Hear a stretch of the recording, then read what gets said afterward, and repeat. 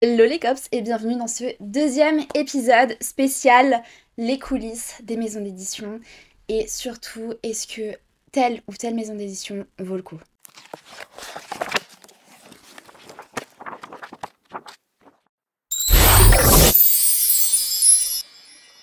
Aujourd'hui on se retrouve, vous avez dû le voir dans le titre, avec la maison d'édition HEA, Happily Ever After. En gros, et tout se termine bien.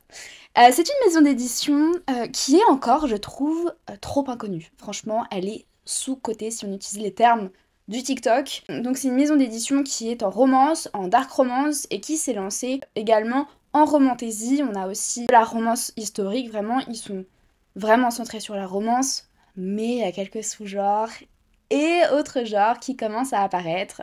Ils se développent en même temps, ça fait 2 ans. Ils ont posté leur premier post pour se présenter le 31 octobre 2022. C'est vraiment incroyable pour eux, je suis très très contente. Et ils sont presque à 8000 abonnés, donc franchement si vous ne les connaissez pas, autant vous dire, allez vous abonner. Vous avez le lien du réseau de HEA en description, donc n'hésitez pas à faire un tour. Bon, comme vous le savez si vous avez regardé l'épisode 1 qui était sur la maison d'édition Roncière, je vous fais un petit récap de comment ça va se passer.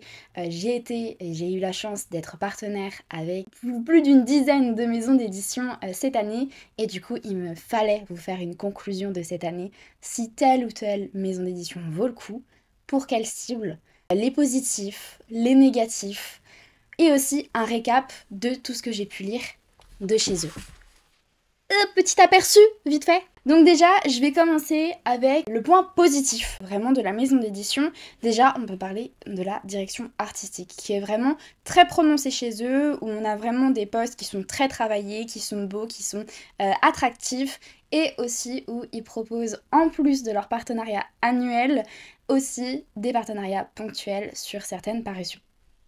Donc je vous invite grandement à vous informer plus sur cette maison d'édition qui, pour moi, est incroyable. Donc elle a été lancée par Florian et Caroline, un couple qui est un peu multitâche. Florian a été musicien, ensuite il a été auteur de polar et aussi de romance. D'ailleurs, si vous allez sur leur site, vous avez une romance qui est offerte en newsletter. Vous avez aussi Caroline qui est vraiment une slasheuse, hein, qu'on se le dise, c'est-à-dire qu'elle a vraiment... C'est un couteau suisse. Voilà, appelons ça un couteau suisse. Elle est autant traductrice qu'elle a été youtubeuse et qu'aujourd'hui, du coup, elle est dans la romance. Donc vraiment, c'est un couple vraiment très agréable. Donc ils sont aussi leur stagiaire, non, qui a été signée en CDI, je crois d'ailleurs. Donc félicitations à elle. C'est vraiment une toute petite maison d'édition qui se situe en Haute-Savoie. Donc vraiment incroyable puisque la plupart des maisons d'édition se trouvent à Paris, mais pas eux. Et je les ai découverts surtout par le biais que moi aussi je viens du coup de Haute-Savoie. Donc ça m'a fait très très plaisir de les connaître. J'ai également pu les rencontrer lors d'un salon du livre à Vendargue. Ils sont vraiment géniaux, ils sont au top. Leurs auteurs aussi sont incroyables, autant dans la bienveillance, dans la gentillesse, dans ce qu'ils nous proposent aussi, évidemment. Non, franchement, il n'y a que du positif à retenir de cette maison d'édition. Juste, le gros point négatif, c'est que pour moi, ils sont pas assez connus, et ça, c'est vraiment pas de leur faute. Leur faire un peu une innovation, leur faire de la pub, parce que c'est important. Je trouve ça important de soutenir les petites maisons d'édition. Je ne comprends pas pourquoi cette maison d'édition est aussi petite après 2 ans, parce que les parutions proposées sont géniales, que ce soit au niveau des objets livres, ou encore même du panel au niveau des auteurs proposés. Je trouve ça vraiment incroyable, et je ne comprends vraiment, il y a cette incompréhension de pourquoi ils ne sont pas autant connus et aussi connus et ils n'ont pas la notoriété qui est censée aller avec, hein, tout simplement. Est-ce qu'on ne ferait pas un petit récapitulatif des livres que j'ai lus de chez eux? Alors, sauf un qui est arrivé encore très récemment, et je suis dans une période de rush au niveau de mes services de presse. Il s'agit de Comédie Carmine de Nesrine Amari, qui est une autrice que j'adore. J'ai eu un coup de cœur avec un autre de ses romans. J'avais très hâte de la découvrir ici sous un autre genre. Ici on est dans une espèce de Dark Academia, avec donc une académie où il va y avoir un stalker, un harceleur, une nouvelle élève, un musicien torturé. vraiment que des tropes qui m'intéressent. Vraiment que ce soit autant la beauté du roman que ce qu'elle propose. Je suis fan, vous voyez, comme je vous l'avais dit, Dark Academia, Slow Burn et Romance à suspense. Donc c'est vraiment un livre que j'ai très hâte de découvrir. Et maintenant, on plonge sur les livres que j'ai déjà découverts et que j'ai adorés. On commence avec une romantaisie, Le Serment de l'éclipse de Lydia Brasington. Donc déjà, regardez-moi ce jaspage. Attendez, ça fait pas le focus. Bon, normalement vous verrez là. Les dorures. Voilà, il est très beau. Donc c'est une romantaisie, un enemies to lover et une romance plutôt sombre. Donc attention au trigger warning. J'ai encore mon petit marque-page dedans. Ça a été une révélation. J'ai mis 4,5 sur 5 à cette romance, si je dis pas de bêtises. C'est un peu compliqué de se souvenir de toutes les notes qu'on a mis sur nos romans. Mais j'ai juste été énormément frustrée par la fin. Et en plus de ça, j'ai eu un quiproquo, j'ai eu une interrogation parce que à la fin, attendez si je dis pas de bêtises, hein. Voilà. Je vais pas vous spoiler, mais on a le mot fin. Donc moi je pensais que c'était un one shot, mais alors pas du tout. L'autrice m'a bien confirmé qu'il y avait une suite. Donc du coup, au final ça redevient un 5. Ça redevient un 5 sur 5 parce que ça a été incroyable. Donc elle a le pouvoir de sauver tout un peuple et lui il est programmé pour tuer. Vous imaginez bien que le Enemies to Lover est vraiment de qualidad. Voilà, donc c'est un livre que j'ai vraiment aimé et qui pour moi n'a pas eu le succès qu'il méritait. C'est aussi une autrice du coup française que j'ai découverte, qui a sorti très récemment d'autres romans. Allez lui envoyer énormément de force parce qu'elle est adorable, c'est un amour. Donc vraiment, allez lui donner de la force à cette autrice, elle le mérite amplement. On continue avec un livre que je viens tout juste de terminer il y a quelques jours. Je sais pas quand je poste cette vidéo du coup, bon, il y a pas longtemps. C'est La Meute Blanche de Kate Lees, donc regardez la beauté. Il y a du spicy, il y a des scènes explicites, donc attention au trigger warning. Donc ici, on suit Sacha, une jeune femme de 20 ans qui a perdu sa mère il y a 8 ans et qui essaye de retracer un peu ses origines en retournant en Irlande. Elle va se rendre compte de bien des choses. Elle va rencontrer Jason, qui est l'alpha de la meute blanche. Il va y avoir un lien très spécial qui se construit entre eux très rapidement, comme une espèce d'attirance flagrante et sulfureuse. Et on va découvrir plein de choses, notamment par rapport à Sacha, par rapport à Jason et par rapport aux nombreux autres personnages dans ce roman. Vraiment, si vous aimez les loups-garous, c'est la romance, enfin la romantaisie, l'urban fantasy que j'ai préférée en termes de loups-garous. On a vraiment ce thème qui est abordé. Ça reste assez primitif, hein, forcément, le lien alpha, la soumission, tout ça. Mais il y a quand même, je trouve, plus de féminisme que de machisme dans ce livre. Elle casse un peu les codes de ce genre de roman. Et c'est ça que j'ai adoré dans ce roman. On a aussi Mon nom est Beryl 412 de Océane Pesnel. C'est un court roman, hein, il fait 300 pages. Donc je vous le montre hein, quand même. C'est une romance dystopique. Alors attention, je préfère préciser. Je suis une énorme fan de dystopie. Mais dans le terme dystopie, évidemment, il y a évidemment le terme world building assez prononcé. Ici, on nous précise bien que c'est une romance dystopique. Donc ne vous méprenez pas. On est plus centré sur la romance que sur la dystopie. Et le world building, donc vraiment ça c'est quelque chose d'important à savoir avant de le lire, parce que ça pourrait fausser votre image du livre, ça change quelque chose à votre note. Donc vraiment, donc romance dystopique, c'est un enemies to lover, il y a du suspense, et il y a énormément de crédibilité. Vous me connaissez maintenant très probablement, mais c'est quelque chose que j'apprécie énormément, la crédibilité d'une histoire. Et ici, on va vraiment avoir des personnages qui n'acceptent pas certains autres personnages. J'ai pas envie de spoiler, mais je suis vraiment dans le réalisme de l'histoire qui est très bien travaillé. Et peut-être même que l'autrice a prévu une suite pour parler d'autres personnages. Et pourquoi pas de rester dans cet univers qui était très intéressant et assez quand même riche pour une romance dystopique. On continue avec un livre qui est paru un peu il y a un petit moment maintenant, mais que j'ai demandé très récemment. Donc c'est À vif de Belle Aurora. Je vous montre la beauté. Donc c'est le premier tome d'une trilogie. Donc ici on est sur une dark romance, une romance à suspense et une dark romance spéciale mafia. On a un kidnapping, on a une histoire qui est très, alors faut le dire, hein, malsaine, où il y a vraiment une torture psychologique qui est faite. Et la psychologie des personnages est vraiment, vraiment bien travaillée. Ce n'est pas mon genre de dark romance préféré. Autant dire les mafias, je sais pas, on matche pas tant que ça, mais quand elle est bien écrite, j'adore. Et celle-ci en fait partie. Vraiment, j'ai passé un très très bon moment. Et donc à ne pas mettre entre les mains de tout le monde, prenez soin de vous. On continue avec la révélation, je trouve, en termes de plumes de chez HEA, qui est Marina Kochkina, qui a écrit l'organisation. Donc je vous montre ça. C'est un roman, enfin c'est une dark romance qui se lit toute seule. Je l'ai lu vraiment très très rapidement. La relation est assez singulière. Ça fait un moment que je l'ai lu maintenant, du coup j'ai plus exactement toutes mes idées précises, mais on est sur une dark romance encore une fois, un enemies to lover, une romance à suspense, encore une fois c'est pour un public averti, faites attention à vous. On a, comment s'appelle la demoiselle, Lisa, et elle croise William Novak. Alors, autant vous dire que j'ai beaucoup plus lu ce livre pour la romance que pour le world building. Donc encore une fois, si vous êtes fan de world building développé, vous ne serez pas la cible de ce livre, tout simplement. Mais ceux qui aiment les romances enemies to lovers, en dark évidemment, je pense que ça sera une lecture qui vous plaira. Et en plus de ça, Marina Kochkina sort un livre prochainement qui s'appelle Double Jeu. Et franchement, vu la promotion qui commence à se faire dessus, j'ai très hâte de lire également. C'est une plume vraiment très agréable et qui se lit vraiment toute seule, malgré l'univers sombre qui est dégagé. Et on termine avec...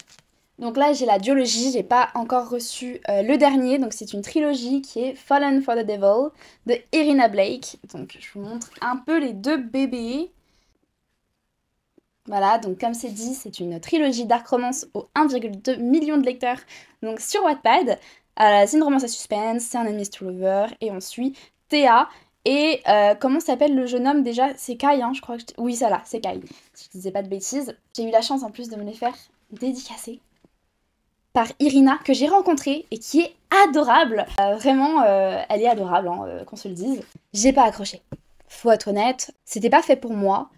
J'ai trouvé que la crédibilité des événements était justement faible et que malheureusement, on n'avait pas cet aspect de dark dans le bon sens. En fait, je vous explique. Pour moi, une dark romance, c'est vraiment chouette quand l'univers est sombre, malsain, tout ce que vous voulez, toxique, mais que les personnages sont là en mode je brûlerai le monde pour toi, vraiment qui sont soudés. Mais quand c'est des personnages qui entre eux sont malsains et toxiques, j'ai un peu plus du mal. Ça n'empêche que je passe un très bon moment de lecture, mais ça va impacter ma note, obligatoirement. Je suis assez sceptique sur la fin, mais quand même très curieuse de savoir comment ça va se terminer. Mais je pense que ça peut surtout plaire à une cible de lecteurs qui aiment vraiment les relations tortueuses. Hein. Alors pas dans la vraie vie, évidemment, mais je pense que la cible de cette trilogie, ça va être des adeptes de dark romance vraiment tortueuses dans la relation, en fait. Pas forcément sur world building, même s'il y a énormément de suspense, il y a pas mal de rebondissements. En fait, la lecture reste en haleine pendant toute la lecture. On voit pas les pages passer. Mais moi, ça me manquait d'un petit truc, et je l'ai remarqué. Mais je pense qu'elle trouvera, et elle a déjà trouvé sa cible de lecteur.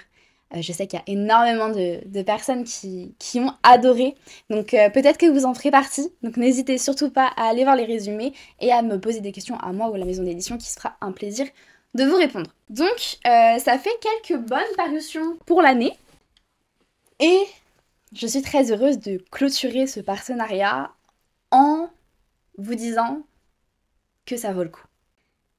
HEA est une très belle maison d'édition qui vaut le coup. Autant si vous voulez essayer d'être partenaire avec eux, d'ailleurs ils ont lancé leur appel à partenariat.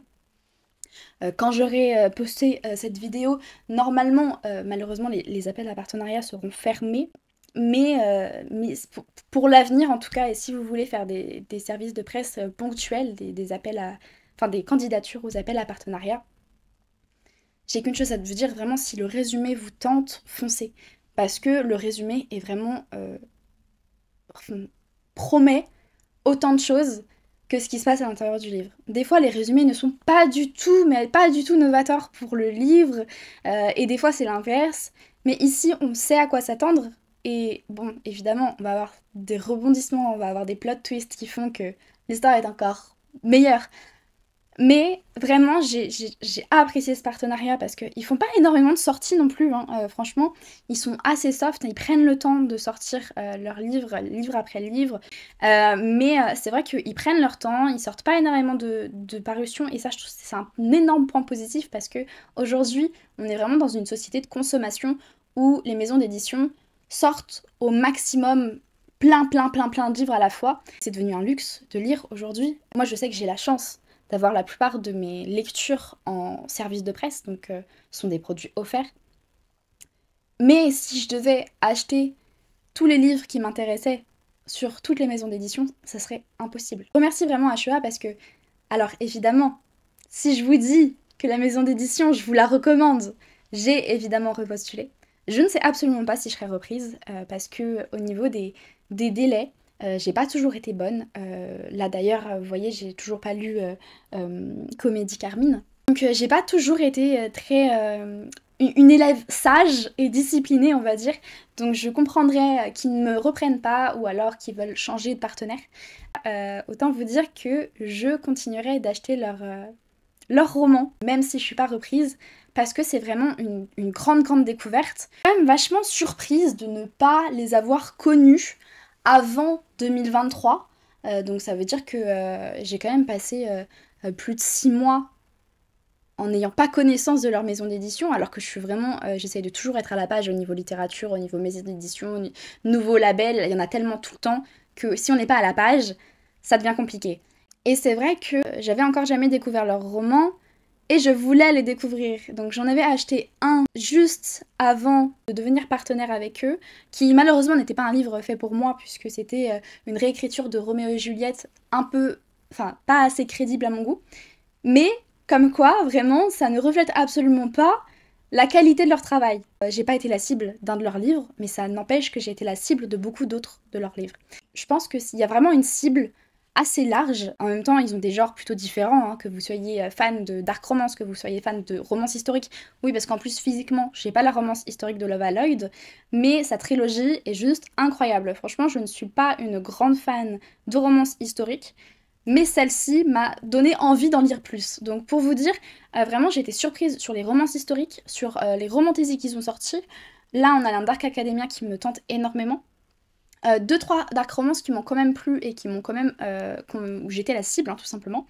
Et forcément quelques déceptions, mais j'ai envie de vous dire, s'il n'y a pas de déception, ça reste louche. Pour résumer, HEA c'est une petite maison d'édition qui, encore une fois, je me répète, hein, mais qui vaut le coup, que je vous conseille très fortement. Vous aurez des auteurs, des autrices qui sont incroyables. Caroline et Florian sont très gentils, sont très bienveillants. On sent qu'on était dans le partenariat.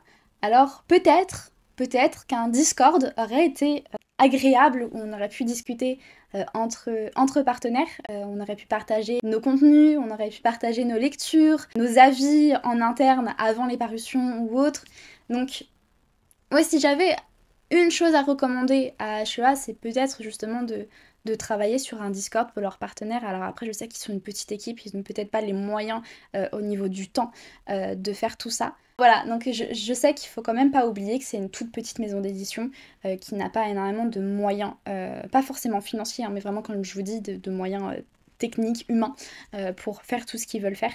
Et j'espère que ça changera, j'espère qu'ils auront la notoriété et la visibilité qu'ils devraient déjà avoir en fait. Et j'espère qu'ils continueront de paraître des super titres. En tout cas, je continuerai à les suivre, partenaires ou pas partenaires. J'espère vraiment qu'ils continueront sur la même lignée, sur la même lancée, sur la même direction artistique, parce que franchement là-dessus c'est un sans faute. N'hésitez pas à me dire en commentaire si vous avez lu des livres de chez HEA, peut-être même que vous avez du HEA dans vos bibliothèques et que vous ne le savez même pas. N'hésitez pas à me dire si vous avez eu des coups de cœur chez eux, s'il y a des livres qui vous intéressent, si vous avez d'autres questions, n'hésitez surtout pas. N'oubliez pas de vous abonner, ça fait plaisir, et on se retrouve pour un épisode 3 très prochainement.